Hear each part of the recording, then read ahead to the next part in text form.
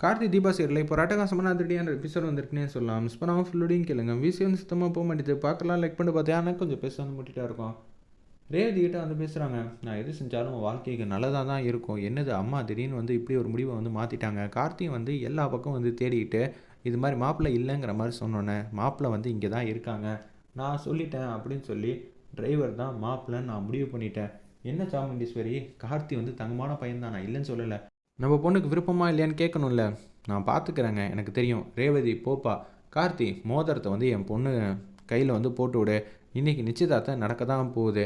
நீயும் ஒரு நல்ல முடிவு தான் பண்ணியிருக்க அப்படின்னு சொல்லி சிவனாண்டியை வந்து வம்பிழுக்கிறாங்க. நீ வந்து மகேஷை வந்து கூப்பிட்டு போனியா இல்லையான்னு தெரில.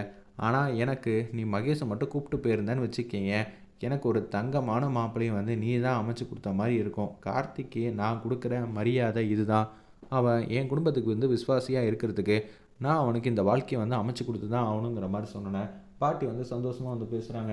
முருகா நீ சாதிச்சிட்ட முருகா அப்படின்னு சொல்லும்போது, கார்த்தி எப்படி இருந்தாலும் என் கையில் வந்து மோதிரம் போட மாட்டாங்க. ஏன்னா நான் வந்து மகேஷை லவ் பண்ணேங்கிற விஷயந்தான் தெரிஞ்சிருச்சுல. ஸ்டேஜுக்கு போனோன்னே அப்படியே ஸ்டேஜுக்கு வந்து போகிறாங்க. நீ முதல்ல போய் ஐயர் கையிலால் வந்து பட்டு வெட்டி பட்டு சட்டையை வந்து மாட்டிட்டு வந்துருன்னொன்னே, எப்படி இருந்தாலும் கார்த்தி வந்து இன்னும் கொஞ்சம் நேரத்தில் வந்து இந்த மண்டபத்தை விட்டு போயிடுவாங்கன்னு சொல்லி தான் யோசிச்சுட்டு இருக்காங்க அந்த இடத்துல. நம்ம ரேவதி அப்படியே ரேவதி நீ எங்கே இருந்தாலும் வந்து ஸ்டேஜுக்கு வாங்குற மாதிரி சொன்னோன்னே அப்படியே வந்து ஸ்டேஜுக்கு வந்து வந்துடுறாங்க. என்னது சிலம்பத்தை நம்ம கல்யாணம் பண்ணிக்கலான்னு பார்த்தா இப்படி ஆயிடுச்சேன்னு சொல்லி துர்கா வந்து யோசிச்சுட்டு இருக்காங்க. எதுக்கும் அக்கா கிட்ட சம்மந்தமான ஒரு வார்த்தை வந்து கேளுமா அப்படின்னு சொல்லி துர்கா வந்து பாட்டத்தின் உச்சத்தில் வந்து இருக்காங்க. ஏன்னா கார்த்தி வந்து அவங்க வந்து லவ் பண்ணியிருக்காங்க.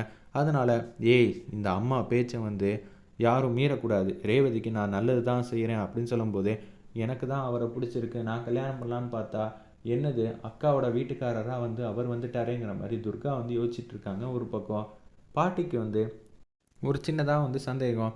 முருகா என் பேரனுக்கு வந்து இந்த கல்யாணத்தில் விருப்பம் இருக்கா இல்லையா? நிச்சயம் விருப்பம் இருக்கவே இருக்காது.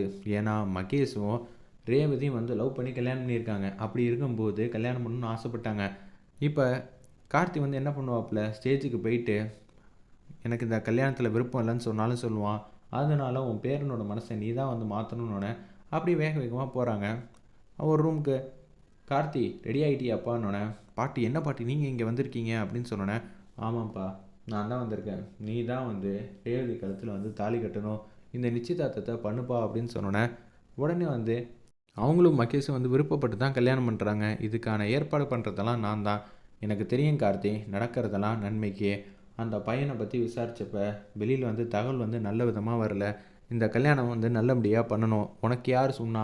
உனக்கு மாப்பிள்ளை யாருன்னே தெரியாது. அப்புறம் எப்படி? அதெல்லாம் வந்து எனக்கு தகவல் சொன்னாங்கப்பா. வேணும்னா வந்து நீ வெளியில் வந்து விசாரிச்சுக்க அப்படின்னு சொன்னேன்.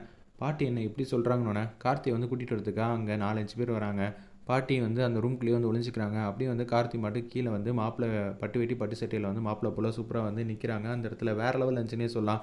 என் பொண்ணுக்கு வந்து மோதிரம் போட்டு விடுங்க மாப்பிள்ளைன்னொன்னே அப்படியே வந்து மோதிரம் வந்து போடுறாங்க. கார்த்திக் வந்து நினச்சி ரொம்ப கோவத்தின் உச்சத்தில் இருக்காங்க ரேவதி. அவங்க வாழ்க்கைக்கு நல்லது தான் நடந்திருக்கு. இருப்பினும் வந்து அவங்க வந்து பணத்துக்காக கார்த்தி ஆசைப்படுவான்னு நினைக்கவே இல்லையே. இல்லை அம்மாவோட பேச்சை வந்து தட்ட முடியாமல் வந்து இது மாதிரி பண்ணிட்டாங்களா? எனக்கும் அவருக்கும் கல்யாணம் நடந்திருக்க வேண்டியது. இப்போ அக்கா வந்து முந்திக்கிட்டாங்களேன்னு சொல்லி துர்கா ஒரு பக்கம் வந்து சம கோவத்தில் இருக்காங்க. 2 பேரும் வந்து பொண்ணுக்கும் மாப்பிள்ளைக்கும் ஆசீர்வாதம் பண்ணுங்கன்னொன்னே அந்த இடத்துல வந்து ரொம்ப சந்தோஷப்படுறாங்க நம்ம பாட்டியும் சரி முருகரும் சரி. என்ன உன் பையனுக்கு பேரனுக்கு எல்லா வாழ்க்கையும் வந்து நல்லபடியாக நான் அமைச்சு கொடுத்துட்டேனா அப்படின்னு சொன்னோன்னே, ஆமாம் முருகா உன்னோட விளையாட்டே விளையாட்டு தான் அப்படின்னு சொல்லி சூப்பராக வந்து யோசிச்சுட்ருக்காங்க. ஒரு பக்கம் வந்து செமையாக வந்து ரேவதி நீ கோவமாக இருக்கேன்னு நல்லாவே தெரியுது. ஆனால் நான் உனக்கு நல்லது தான் பண்ணியிருக்கேன். இது கார்த்தியாக ஆசைப்பட்ட வாழ்க்கை கிடையாது. அவர் ரொம்ப நல்லவருமா, நீ கூடிய சீக்கிரம் புரிஞ்சுப்பேங்கிற மாதிரி சொன்னோன்னே ரேவதி வந்து எதுவும் பேசாமல் அங்கேருந்து வந்து போக ஆரம்பிச்சிடுறாங்க.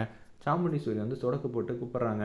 டேய் சிவனாண்டி உன்னால தாண்டா என் பொண்ணுக்கு நல்லபடியாக வாழ்க்கை வந்து அமைச்சிருக்கு அப்படின்னு சொன்னோன்னா ஒரு பக்கம் வந்து மாயா வந்து கடுப்பாகி, ஏன் மகேஷுக்கு இது மாதிரி நடக்க வேண்டியதுன்னு பார்த்து எங்கள் வாழ்க்கையே செட்டில் ஆகும்னு நினச்சா இப்படி ஆயிடுச்சே. சரி கார்த்தி மனசை மாற்றி எப்படி இருந்தாலும் மகேஷுக்கும் ரேவதிக்கும் கல்யாணம் பண்ணி வைக்கிறதுக்கு அவன்கிட்ட பேசுவோங்கிற மாதிரி யோசிக்கிறாங்க அந்த இடத்துல.